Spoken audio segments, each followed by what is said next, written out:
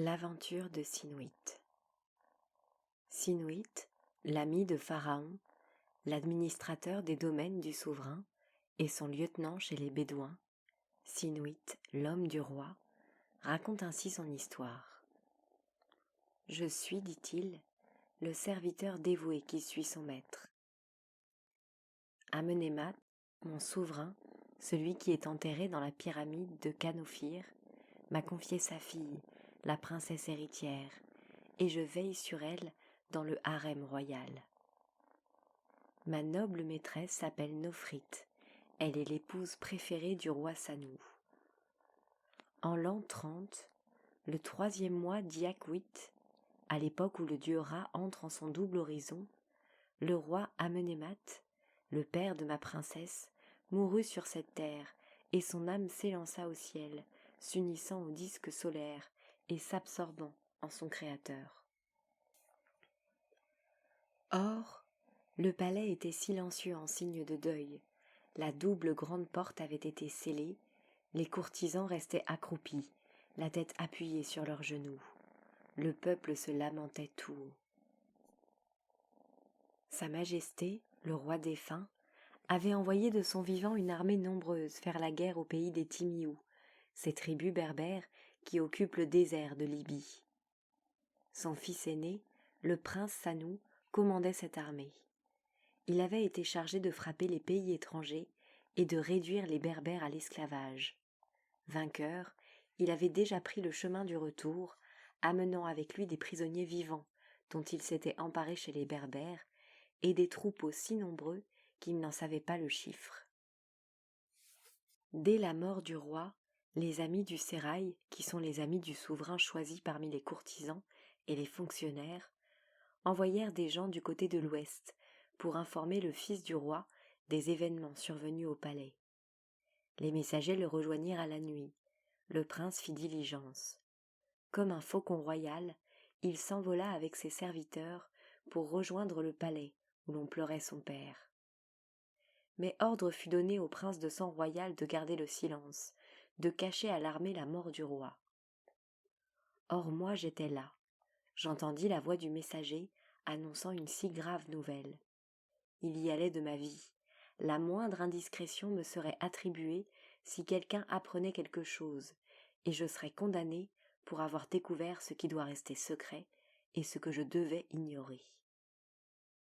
Je m'éloignai bien vite, mon cœur se fendit, mes bras retombèrent, la peur s'abattit sur tous mes membres, je me désolai, faisant des tours et des détours pour chercher une place où me cacher. Je me coulai entre deux buissons pour m'écarter de la route battue que suivait le cortège royal. Je m'acheminai vers le sud, mais je ne voulais pas revenir au palais royal, car j'imaginais que la guerre y avait déjà éclaté. Il est rare, en effet, qu'un héritier désigné par le pharaon occupe le trône sans avoir à guerroyer contre ses frères, moins favorisés et jaloux, qui veulent lui arracher son héritage. Chassé par la peur, je traversai le canal des deux vérités, au lieu qu'on appelle le Sycomore. J'arrivai à l'île Sanafroui et y passai la journée, blotti dans un camp. À l'aube, me voilà reparti et en voyage. Je marchai toute la journée, et la nuit encore, et le lendemain de bonne heure, j'atteignis Pouténi, et je me reposai dans une île. Alors la soif s'abattit sur moi. Je râlai. Mon gosier se contractait. Je défaillis, et je me disais déjà, c'est le goût de la mort. Quand mon cœur reprit courage, je rassemblai mes membres pour me relever. J'entendais mugir un troupeau. C'étaient des Bédouins.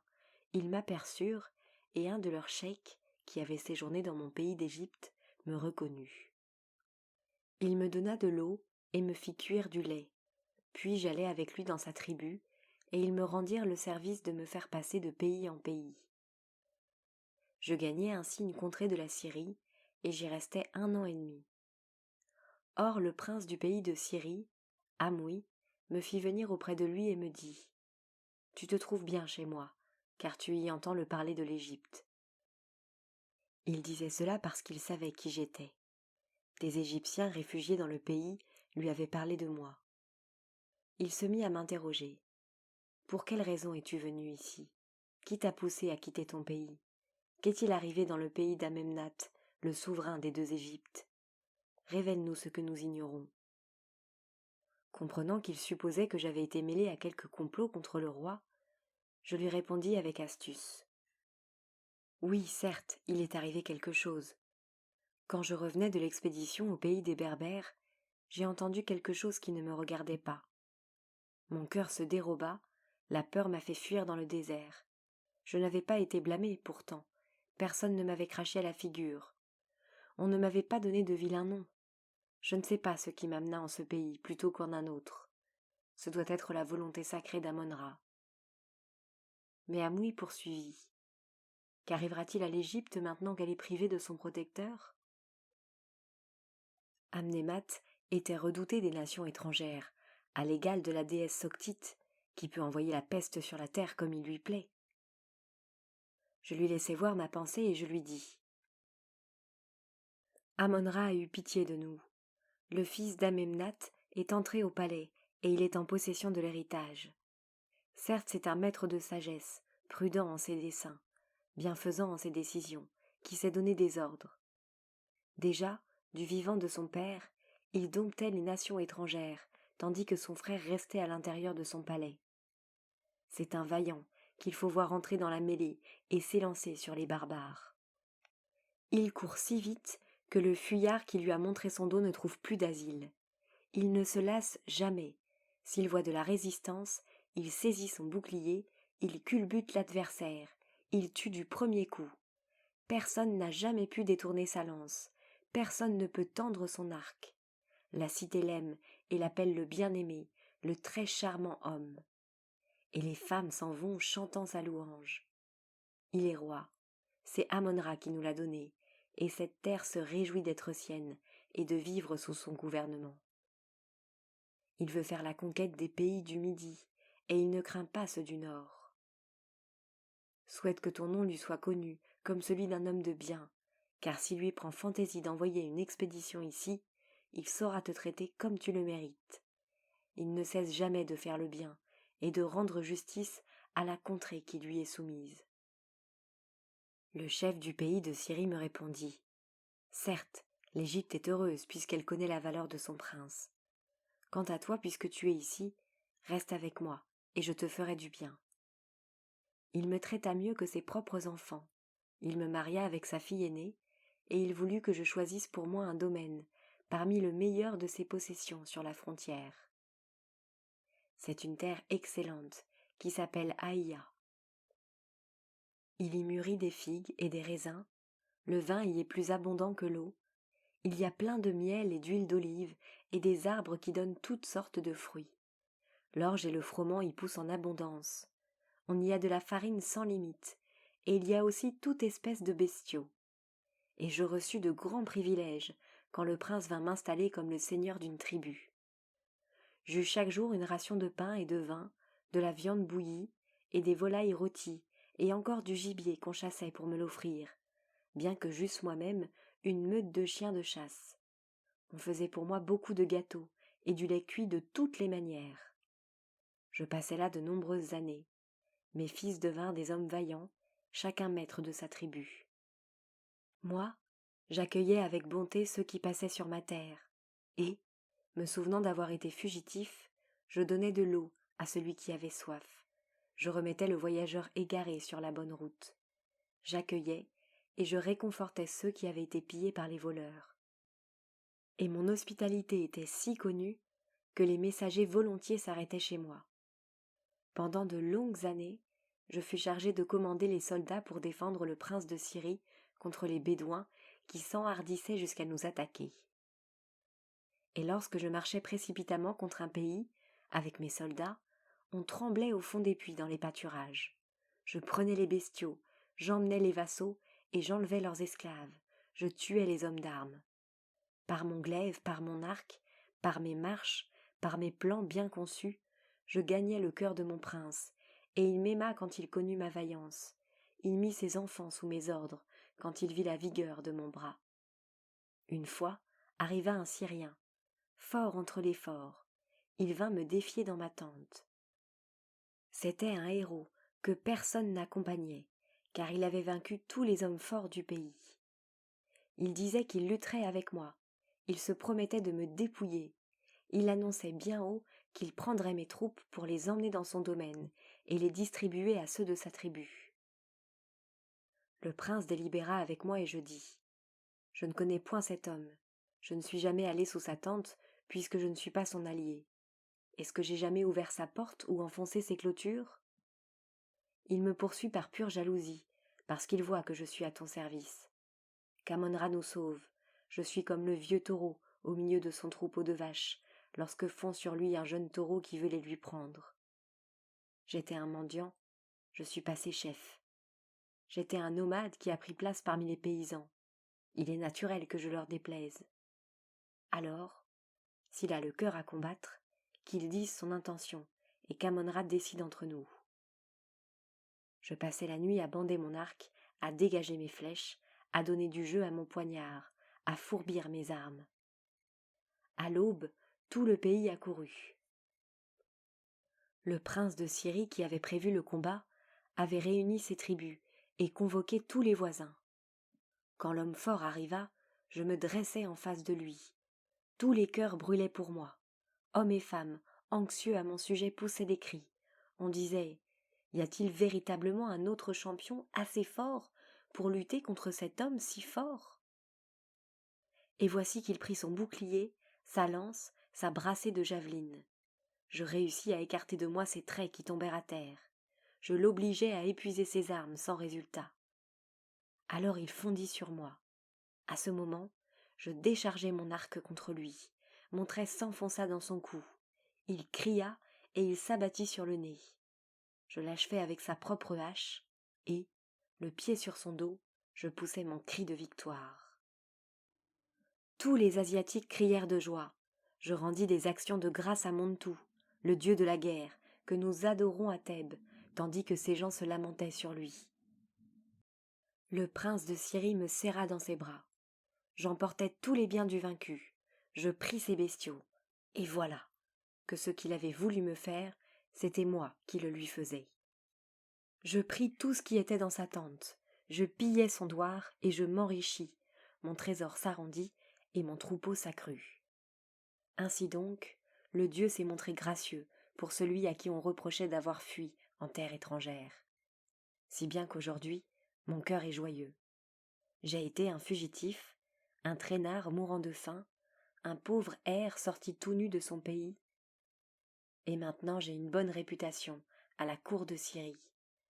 Je donne du pain aux pauvres, je suis éclatant dans mes habits de fin lin, je possède beaucoup de serfs. Ma maison est belle, mon domaine est vaste. Pourtant, mon cœur n'est point satisfait.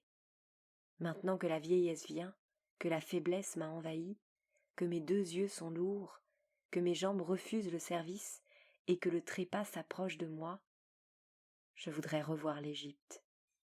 Ô Dieu qui m'avait poussé à fuir, accordez-moi de revoir le pays où je suis né et où je voudrais mourir. J'envoyai au Pharaon un message pour que sa bonté me soit favorable, et sa majesté daigna m'envoyer des présents, aussi beaux que ceux qu'on donne aux princes des pays étrangers, et m'écrire la lettre que voici. L'Horus, le maître des diadèmes du nord et du sud, le roi de la haute et de la basse Égypte, Sanou fils du soleil, vivant à toujours et à jamais. Ordre du roi pour le serviteur Sinouite, voici cet ordre du roi qui t'est apporté pour t'instruire de sa volonté. Tu as parcouru les pays étrangers, sortant de Kadima vers la Syrie, et tu as passé d'un pays à l'autre, sur le conseil de ton propre cœur. Il s'ensuit que tu ne peux plus parler dans le conseil des notables, que tes paroles ni tes malédictions ne comptent plus, et cela n'est pas dû à une mauvaise volonté de ma part contre toi, car cette reine, ta maîtresse, qui est dans le palais, elle est florissante encore aujourd'hui. Sa tête est exaltée parmi les royautés de la terre, et ses enfants vivent dans la partie réservée du palais. Tu jouiras des richesses qu'ils te donneront, et tu vivras de leur largesse.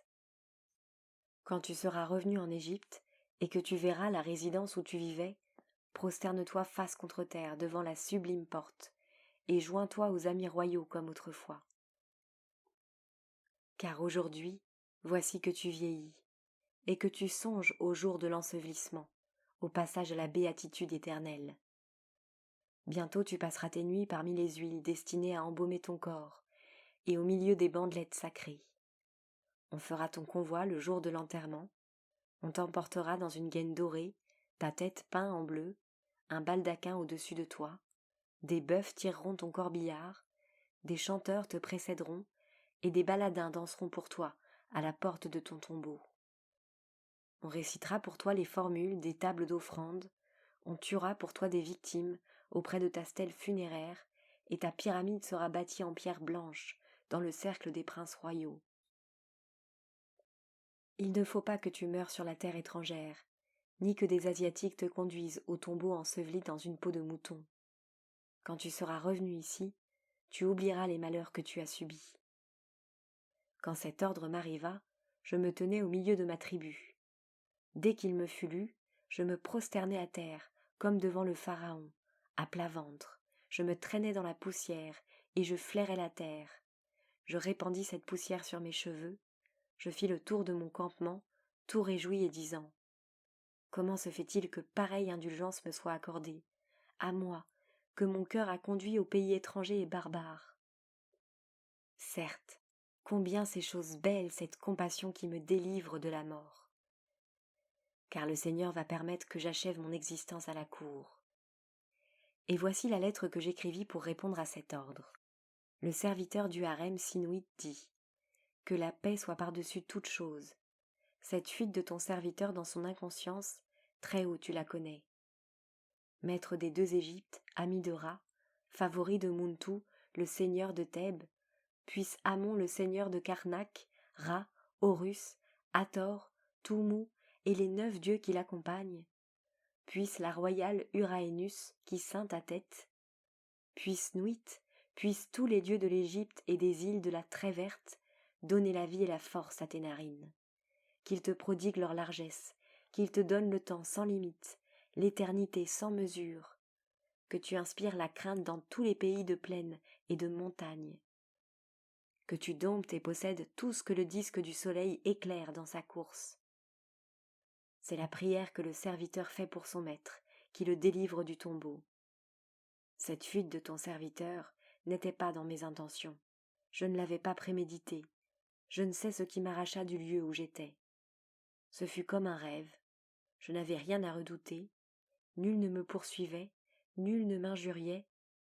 Et pourtant mes membres tressaillirent, mes jambes s'élancèrent, mon cœur me guida. Le Dieu qui voulait ma fuite me tira. Puisque tu l'ordonnes, moi, ton serviteur, j'abandonnerai les fonctions que j'ai eues en ce pays-ci. Que ta majesté fasse comme il lui plaît, car c'est toi qui donnes la vie, et c'est la volonté des dieux que tu vives éternellement. Quand on vint me chercher, moi le serviteur, je célébrai une fête dans mon domaine pour remettre en cérémonie mes biens à mes enfants. Mon fils aîné devint le chef de ma tribu, il devint le maître de tous mes biens, mes cerfs, tous mes bestiaux, toutes mes plantations, tous mes dattiers. Et alors je m'acheminai vers le sud, et quand j'arrivai non loin du delta, au poste frontière, le général égyptien qui commande la garde de la frontière envoya un message au palais pour m'annoncer. Sa Majesté dépêcha un directeur de la maison du roi, et des navires chargés de cadeaux envoyés par le roi aux Bédouins qui m'avaient escorté jusque-là. Je leur dis alors adieu, appelant chacun par son nom. Puis je montai dans un bateau qui démarra et mit toutes ses voiles. Et chaque jour à bord, on prépara pour moi de la bière fraîche jusqu'à mon arrivée devant la ville royale de Taïtou, la très ancienne ville royale. Quand la terre s'éclaira le matin suivant, on vint m'appeler. 10 hommes vinrent me chercher et m'escorter jusqu'au palais. Les enfants royaux qui attendaient dans le corps de garde vinrent à ma rencontre. Les amis du roi me conduisirent au logis du pharaon et jusqu'à la grande salle à colonnes. Je trouvai Sa Majesté sur la grande estrade, sous la porte dorée, et je me jetai à terre sur le ventre, et je perdis connaissance devant lui. Sa Majesté divine daigna m'adresser des paroles aimables, mais je fus soudain enveloppé de ténèbres, mon âme défaillit, mes membres se dérobèrent, mon cœur ne fut plus dans ma poitrine, et je connus la différence qu'il y a entre la vie et la mort. Sa Majesté dit à l'un de ses amis, « Relève-le et qu'il me parle. » Sa Majesté poursuivit, « Te voilà donc qui reviens, après que tu as couru les pays étrangers, après que tu as pris la fuite. Te voilà vieux, tu as de la chance de pouvoir désormais être enseveli. Ce n'est pas une petite affaire que d'échapper à un enterrement chez les barbares. Tâche de répondre quand on t'interpelle. » J'eus peur d'un châtiment, et je répondis effaré. « Que m'a dit mon maître ? Je ne suis pas fautif, ce fut la main d'Amon-Ra.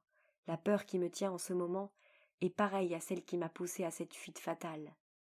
Me voici devant toi, tu es la vie, que ta Majesté agisse à son plaisir. » On fit défiler les enfants royaux, et sa Majesté dit à la reine, « Voilà Sinuit qui revient, avec des manières de rustre, semblables à un Asiatique. Il est devenu tout pareil à un Bédouin. » Elle poussa un très grand éclat de rire, et les enfants royaux s'esclaffèrent tous à la fois.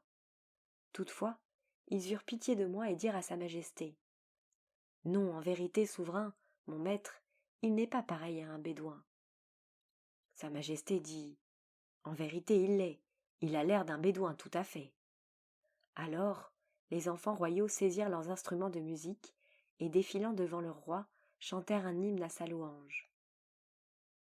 La colère de sa Majesté fut apaisée par ce chant, et sa Majesté daigna dire aux enfants royaux, « Qu'ils ne craignent plus, allez avec lui au logis royal et désignez-lui la place qu'il occupera.